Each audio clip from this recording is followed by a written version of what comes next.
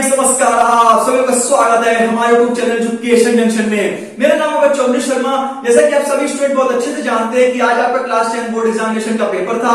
मैं आशा करता हूं स्टूडेंट्स आप सभी बच्चों का पेपर बहुत अच्छा हुआ होगा। तो आज की मैं इस वीडियो में आप सभी स्टूडेंट्स के लिए फुल डिटेल एनालिसिस लेके आया हूं। मैं इस वीडियो में आपको बताऊंगा कि पेपर का लेवल किस प्रकार से था, स्टैंडर्ड और बेसिक में कितने क्वेश्चंस आए थे, कौन कौन से क्वेश्चंस थे, कौन कौन से टॉपिक से इस बार मैथ्स में क्वेश्चन पूछे गए थे। A to Z एक्सप्लेनेशन मैं आपको इस वीडियो में देने वाला हूं। So without wasting your time start the video. सबसे पहले स्टूडेंट्स मैं आपको बता दूं कि मैंने आपको अपने YouTube चैनल पर पार्ट 1 पे chapter number 1 to chapter number 7 that is real number to coordinate geometry only students 33 questions मैंने आपको बताए थे, जिसपे सिर्फ आधी किताब बच्चों टू वेरी ऑनेस्ट मैंने आधी किताब सिर्फ 33 क्वेश्चंस में निपटाई थी। अभी मैं आपको बाकायदा प्रूफ दिखाऊंगा कि आपको कि उसमें से स्टूडेंट्स हूबहू क्वेश्चन आए हैं। और रही बात स्टूडेंट बात यह है कि केस स्टडी भी स्टूडेंट वहीं से आई है। 4 नंबर के क्वेश्चन भी स्टूडेंट्स कोऑर्डिनेट ज्योमेट्री से पूछे गए हैं। इसके साथ ही साथ स्टूडेंट्स मैंने आपको पार्ट नंबर 2 में भी अप्रोक्सीमेटली 35 क्वेश्चंस के अप्रोक्स बताए थे, जिसमें कि पूरी किताब में स्टूडेंट्स मैंने 70 क्वेश्चंस आपको बताए थे। अगर किसी बच्चे ने, चाहे वो स्टैंडर्ड हो चाहे वो बेसिक हो, अगर किसी बच्चे ने इतना ईमानदारी से कर लिया होगा तो उसके 80-85% मैथ्स में कहीं नहीं गए सिर्फ 2 दिन में। तो स्टूडेंट्स अब मैं आपको बताता हूं कि क्वेश्चन कहां से आए थे, क्या लेवल था। तो स्टूडेंट्स मैं अगर आपको बता दूं कि जो बेसिक का जो एग्जाम था, जो बेसिक स्टूडेंट्स थे उनका पेपर स्टूडेंट बाकायदा बहुत अच्छा पेपर था। वो कोई बहुत ज्यादा लेंथी भी नहीं था और स्टूडेंट बहुत अच्छे अच्छे क्वेश्चंस आए थे, इजी क्वेश्चंस थे। इसके बाद अगर स्टैंडर्ड की बात करें तो स्टैंडर्ड का पेपर स्टूडेंट मॉडरेट था, ना बहुत इजी था ना बहुत टफ था, मॉडरेट पेपर था, थोड़ा सा लेंथी पेपर था। लेकिन अगर आप ये कहें कि पेपर अगर हम बिल्कुल एक ही भाषा में कहें कि स्टैंडर्ड और इस बार का मैथ्स का पेपर कैसा आया, तो स्टूडेंट्स ठीक आया है, ठीक है ना। अब वैसे बहुत ज्यादा हवा उड़ी हुई थी कि 10 दिन का अगर आपको गैप मिला है तो पेपर बहुत टफ आएगा, तो ऐसा कुछ नहीं था। पेपर स्टूडेंट अगर स्टैंडर्ड का देखा जाए तो वो मॉडरेट आया है और बेसिक का पेपर जो था वो स्टूडेंट इस बार काफी हद तक आसान आया है। तो स्टूडेंट मैंने अपना टाइटल ही लिखा है कि जो बताया वही आया क्लास 10 मैथ बोर्ड एग्जामिनेशन। बिल्कुल स्टूडेंट्स जो मैंने आपको 70 क्वेश्चंस बताए थे स्टूडेंट्स उन्हीं में से इस बार बोर्ड एग्जामिनेशन में पूछा गया है। सबसे पहला स्टूडेंट अगर मैं क्वेश्चन की बात करूं तो evaluate cos 45 degree over tan 30 plus sin 60। तो ये स्टूडेंट्स मैंने आपको बताए थे कि जो वैल्यूज के जो क्वेश्चंस होते हैं वो स्टूडेंट बोर्ड एग्जाम में के favourite one of the most favourite questions होते हैं और वो हर साल किसी ना किसी रूप में वो क्वेश्चन आपसे पूछे जाते हैं। सिमिलरली यहाँ पर और में क्वेश्चन था कि verify sin 2a is equal to 2 tan a upon 1 plus tan a square। Simple सा ट्रिग्नोमेट्री का क्वेश्चन है। यहाँ पर आप a की वैल्यू को 30 लगा देंगे, अप्रोक्सीमेटली आपका आंसर आ जाएगा, वेरीफाई हो जाएगा। अब स्टूडेंट्स हम बात करते हैं क्वेश्चन नंबर 2 में। जो पहला वाला क्वेश्चन है ये भी स्टूडेंट मैंने बताया था कि जो वैल्यूज के जो क्वेश्चन है 3 पार्ट मैंने आपको बताए थे। मैंने आपसे कहा था अगर आपने वो 3 पार्ट कर लिए तो स्टूडेंट्स ये तो फिर आपके लिए हलवा क्वेश्चन है, बिल्कुल ठीक। अब स्टूडेंट हम बात करते हैं कि solve the quadratic equation √3x² plus 10x plus 7√3 is equal to 0 by using quadratic formula. आपसे बोला था कि आपसे स्टूडेंट्स क्वाड्रेटिक इक्वेशन सॉल्व करने के लिए पूछी जाएगी और मतलब अगर आप क्वाड्रेटिक इक्वेशन को बच्चों सॉल्व करते हैं तो उसमें सिर्फ और सिर्फ आप x की वैल्यूज को निकालते हैं, क्योंकि कंप्लीटिंग द स्क्वायर मेथड आपके सामने है नहीं। बाय फैक्टराइजेशन और बाय क्वाड्रेटिक फार्मूला, इन 2 ही तरीकों से आप क्वाड्रेटिक इक्वेशन को क्लास 10 लेवल पे सॉल्व कर सकते हैं। तो ये देख लीजिए क्वाड्रेटिक फार्मूला आया है तो आप x equal to -3 plus minus root over b square minus 4ac upon 2a से इजीली आप इनके रूट्स को निकाल सकते हैं। Find the nature of roots of the equation. आपको यहाँ पर nature of roots of the equation students आपको फाइंड करने हैं, जहां पर आपके सामने ये क्वाड्रेटिक इक्वेशन आपके सामने दे रखी है। तो ये भी स्टूडेंट को बेसिक सा क्वेश्चन है, इसको भी आप बहुत अच्छे से अटेम्प्ट कर सकते हैं, ठीक है ना। देखो वही है जो मैंने आपको बताया था। अब स्टूडेंट्स हम बात करते हैं नेक्स्ट क्वेश्चन में by using the prime factorization find the HCF of 180, 140 and 210। मैंने आपसे बोला था कि आपके बोर्ड एग्जामिनेशन में क्या होता है, या तो एलसीएम पूछते हैं या तो एचसीएफ पूछते हैं, या फिर आपसे ये भी पूछ लेते हैं कि HCF into LCM equal to the product of 2 numbers. तो आप क्या करेंगे, HCF into LCM equal to a into b। या फिर आपको क्या करते हैं, अगर आपको एचसीएफ दे रखा गया होता है तो आपसे एलसीएम पूछते हैं, या तो आपको एलसीएम दे रखा होता है आपसे एचसीएफ पूछ सकते हैं। तो आपको सीधा सीधा फॉर्मूला लगा देना है कि HCF into LCM will be equal to the product of 2 numbers. तो यहां पर स्टूडेंट्स आप देखें कि जो प्राइम फैक्टराइजेशन है यहां पर सीधा सीधा आपसे एचसीएफ पूछा गया, बेसिक सा है, इनके आप प्राइम फैक्टर से एचसीएफ निकाल दो, बाकी जो फॉर्मूला होता है उसको आप सीधा सीधा अप्लाई कर सकते हैं। HCF equal to product of smallest power, ठीक। अब देखो स्टूडेंट एवरग्रीन क्वेश्चन है, ये सिर्फ और सिर्फ मैंने अपने इंपॉर्टेंट नहीं बल्कि इस क्वेश्चन के लिए मैंने अलग से वीडियो बना रखी थी कि मैंने लिखा था maths evergreen question lead question है, जहां पर आपसे क्या रखा है बेटा, given √5 is irrational number then you have to prove that 2 + 3 √5 is an irrational number. आपसे मैंने बोला था कि अगर 3 तरीके से इसमें क्वेश्चन बनते हैं, या तो अकेला दिया होता है, सिंगल दिया होता है, जैसे कि ये है कि √5 इज इररेशनल, या तो इसके सामने डबल लगा देते हैं 2 + 3 √5 या फिर एनीथिंग या फिर 1/√2 जो स्पेशल केस होता है वो आता है। तो ये जो सेकंड वाला ऑप्शन था वो स्टूडेंट्स आ गया है 2 + 3/5, जिसमें कि आप इजीली 2 को उधर ट्रांसपोज कर सकते हैं p/2 मान के, फिर irrational number will not equal to rational number, तो ये भी फ्री के नंबर थे इसमें। ये क्वेश्चन देखो बेटा कि find sum of the first 20 terms of an AP whose nth term is given by n = 5 + 2n। मैंने आपको स्टूडेंट्स अभी कल यानी परसों मैंने आपको बताया था कि n = 9 - 5n और n = 5 + 2n। तो ये स्टूडेंट्स फर्स्ट पार्ट मुझे लगता है ये सेम आ गया, can 52 with the terms of this AB, बहुत अच्छा क्वेश्चन है, लीक आ गया, जो मैंने बताया वही पेपर में आ गया है।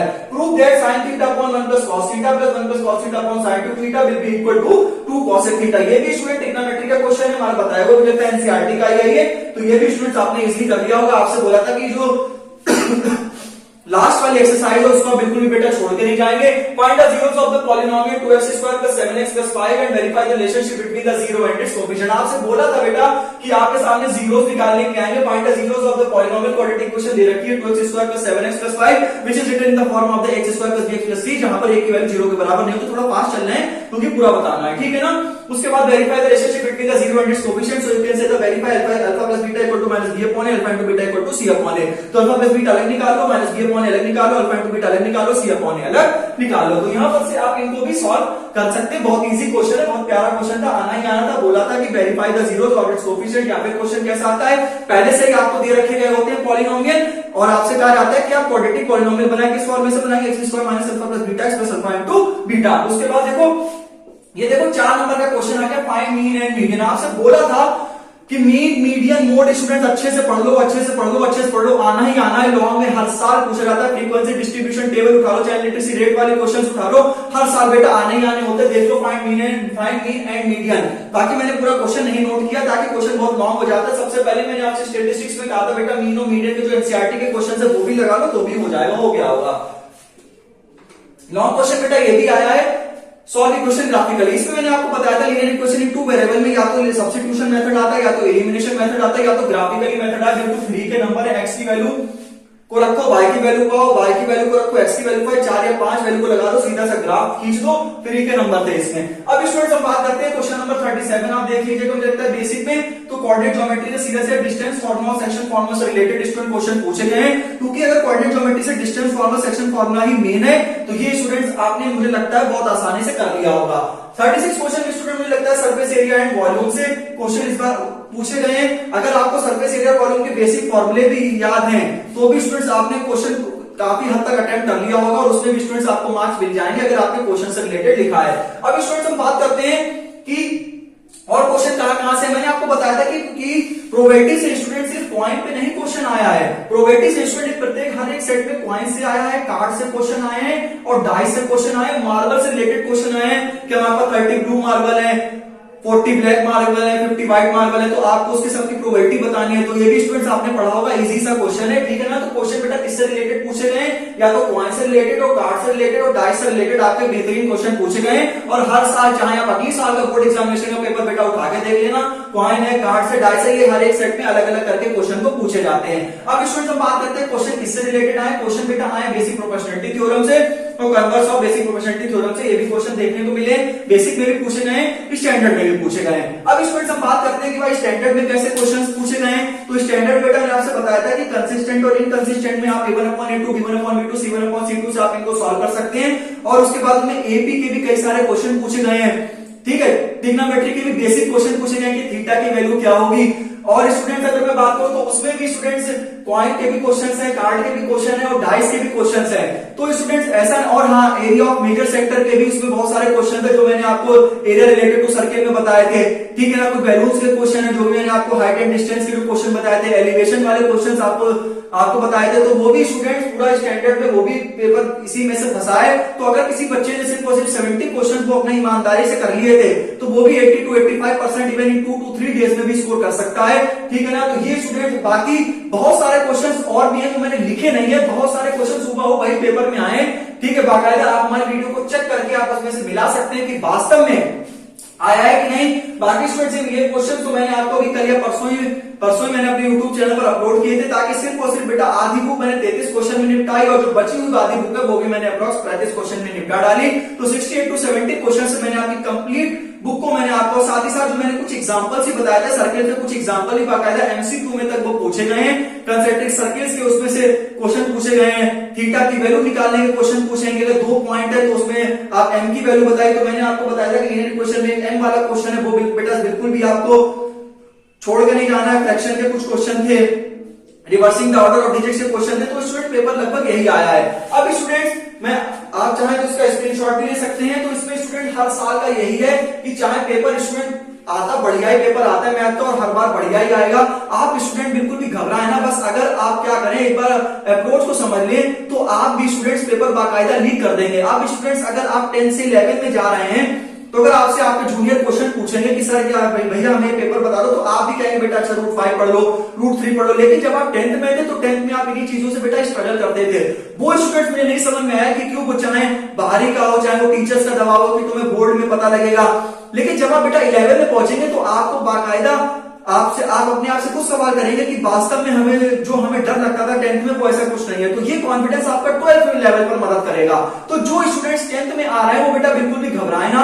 अगर आपकी तैयारी स्टूडेंट्स अच्छी है, आपने स्टूडेंट पूरे साल अच्छे से पढ़ा, तो आपको घबराने की जरूरत नहीं है। बाकी स्टूडेंट्स, समाज का माहौल है कि भाई आपको डर पाए रहना या फिर जो भी मतलब XYZ में बोलना नहीं चाहूंगा, लेकिन अगर आपको अपने पर विश्वास है तो पेपर स्टूडेंट्स हर बार जो प्रेडिक्ट किया जाता है पेपर में वही आता है। बस ये कि हड़बड़ाए ना करो चीजों को देखकर। और बाकी स्टूडेंट्स मैं आपसे ये निवेदन करता हूं कि एक बार स्टूडेंट्स आप बेटा कमेंट करके जरूर बताओ कि आपका पेपर कैसा हुआ, सेट कौन सा था, कौन सा सेट आपको टफ लगा, कौन सा सेट इजी लगा, और एक बार कमेंट करके बताना कि आपके कितना स्कोर आएगा। तो स्टूडेंट्स अब बिल्कुल भी घबराना नहीं। तो अब स्टूडेंट मुझे लगता है कि आपके एग्जाम हो चुके हैं, तो जिन स्टूडेंट्स के एग्जाम कंप्लीट हो गए तो स्टूडेंट को एंजॉय करो बेटा, खूब पढ़ो, खूब आगे बढ़ो, खूब तरक्की करो। बिल्कुल भी आप डरने की कोई जरूरत नहीं है। स्टूडेंट जो भी आप लिख के आओ पेपर नंबर आपके स्टूडेंट्स अच्छे ही आएंगे, तो बिल्कुल भी अब डरने की जरूरत नहीं बेटा। खूब आगे बढ़ो, खूब तरक्की करो, खूब अपने माँ बाप का नाम रोशन करो, अपना और अपने माँ बाप के सपनों को पूरा करो बेटा। God bless all.